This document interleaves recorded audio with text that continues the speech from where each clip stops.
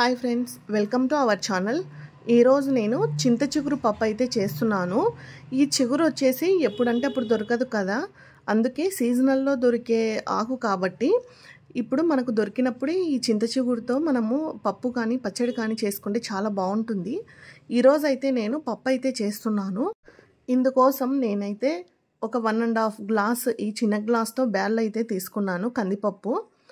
ఇందులో కందిపప్పులో మేము ఇంటి దగ్గర నుంచి తెచ్చుకున్నామండి, ఇవి మాకు పండినవి.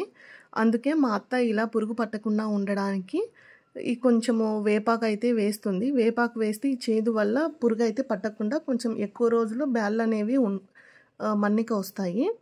అందుకోసం ఇలా చేస్తుంది. వీటిని కందిపప్పును శుభ్రంగా కడిగి పెట్టుకొని ఒక ప్రెషర్ కుక్కర్ తీసుకొని అందులో ఈ పప్పు అంతా వేసుకోవాలి. తర్వాత మనం క్లీన్ చేసి పెట్టుకున్న చింత చిగురు వేసుకోవాలి. అలాగే చింత చిగురుతో పాటు నేను తోటకూర కూడా వేస్తున్నాను. ఈ తోటకూర కూడా చాలా టేస్టీగా ఉంటుంది. చింత చిగురు తోటకూర కాంబినేషన్ పప్పు ఒకసారి అయితే ట్రై చేయండి మీకు చిగురు దొరికినప్పుడు. ఇవి వేసుకున్న తర్వాత కొంచెం పసుపు వేసుకోవాలి.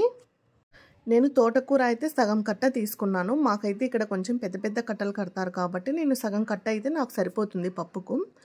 తర్వాత ఒక పెద్ద ఉల్లిపాయను తీసుకొని ఇలా ముక్కలుగా కట్ చేసుకొని ఈ పప్పులోకి వేసుకోవాలి. తర్వాత ఒక స్పూన్ ఆయిల్ అయితే వేసుకున్నాను.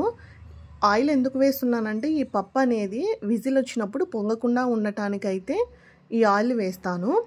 తర్వాత కొంచెం ఒక 2 స్పూన్స్ కారం పొడి వేసుకోవాలి. కొన్ని మెంతులు అయితే వేస్తానండి. ఉత్త మెంతులు అయితే ఎవరు పిల్లలు అందుకు తినరు కదా, అందుకే ఇలా పప్పులో వేస్తే కొంచెం అంతా అవి కనిపెడకుండా ఉంటాయి కాబట్టి మెంతులు వేస్తాను. ఈ బ్యాళ్ళకు సరిపడా వాటర్ అయితే నేను వేసుకుంటున్నాను. నేనైతే ఈ పెద్ద గ్లాస్తో 3 గ్లాసెస్ వాటర్ అయితే ఈ పప్పులో వేసుకున్నాను. తర్వాత ఒక గరిటెతో ఇలా ఈ ఇంగ్రీడియంట్స్ అన్నింటినీ ఇలా కలుపుకోవాలి. కలుపుకుంటే ఈ కారం పొడి అంతా ఈ వాటర్లో కలిసిపోతుంది.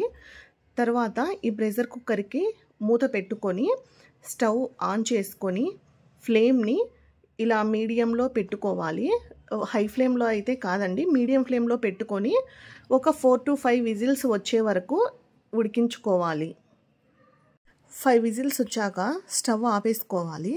ఇలా కిందికి దించేసుకొని చూడండి విజిల్ మొత్తం పోయింది. తర్వాత దీనికున్న మూతను తీసేసుకొని ఈ పప్పుని ఎనుపుకోవాలి.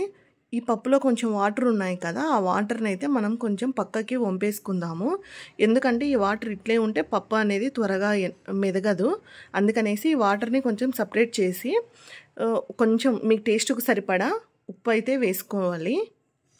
ఉప్పు వేసుకున్నాక ఇలా ఒక పప్పు గుత్తితో ఈ పప్పు అంతటిని మెత్తగా ఎనుపుకోవాలి. చూసారు కదా, ఇలా మెత్తగా ఎనుపుకోవాలి. మీకు పప్పు గట్టిగా ఉండాలి అనుకుంటే ఇలాగే ఉంచుకోండి, లేదు కొంచెము లూజ్గా ఉండాలనుకుంటే ఈ కట్ అయితే ఇందులో వేసుకోండి ఈ వాటర్నంతా. మేమైతే కొంచెం ఇలా జోరుగానే తింటాం కాబట్టి ఈ ఎక్సెస్ వాటర్ అంతటిని ఈ పప్పులో వేసేసుకున్నాను. తర్వాత ఈ పప్పు అంతటిని ఒక గిన్నెలోకి ఇలా తీసుకొని పెట్టుకోవాలి. ఈ పప్పుకి ఇప్పుడైతే పోపు వేసుకుందాము. స్టవ్ ఆన్ చేసుకొని ఒక బాండ్లీ పెట్టుకొని అందులోకి కొంచెం ఆయిల్ వేసుకోవాలి.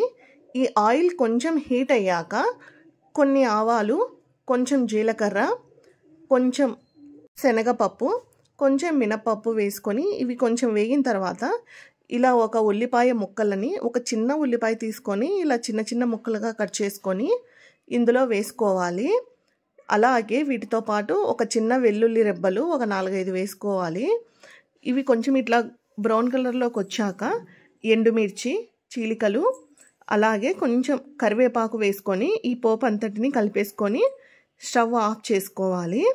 ఈ పోపు అంతటిని ఇప్పుడు మనం ముందుగా తయారు చేసుకున్న పప్పులోకి అయితే ఈ పోపుని వేసుకోవాలి, కలుపుకోవాలి. అంతే అండి, ఎంతో టేస్టీగా ఉండే చింత చిగురు తోటకూర పప్పు అయితే రెడీ అయిపోయింది. ఈ పప్పు వేడివేడి అన్నానికి కానీ సంగటికి కానీ బాగుంటుంది. మేమైతే రాగి సంగటి అయితే చేసుకున్నాము ఈ చిగురు పప్పుకు, చాలా బాగుంటుంది. Please like, share and subscribe my channel. Thank you for watching.